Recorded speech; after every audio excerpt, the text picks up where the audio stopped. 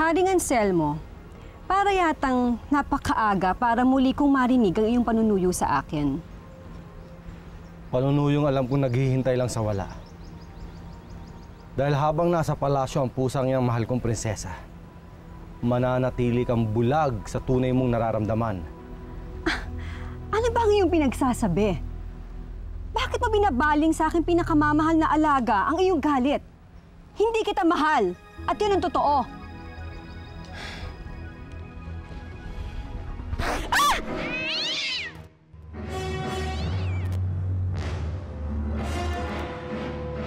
Para makawala si Prinsesa Iliana sa kapangyarihan ng engkantong itim,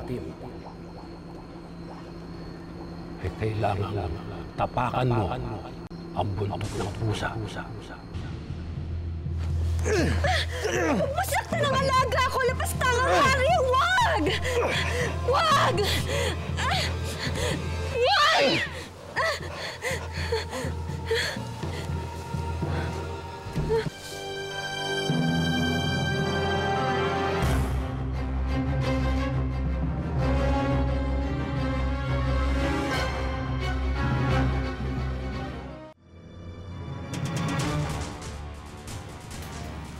Mahal ko, prinsesa.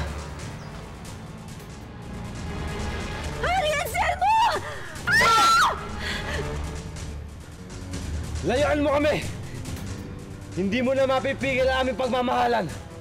Hindi mo na siya bihag! Nakawala man ng prinsesa sa bitag ko.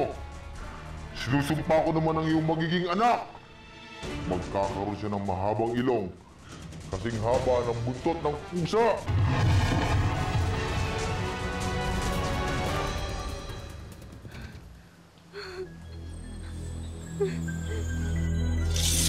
Anselmo.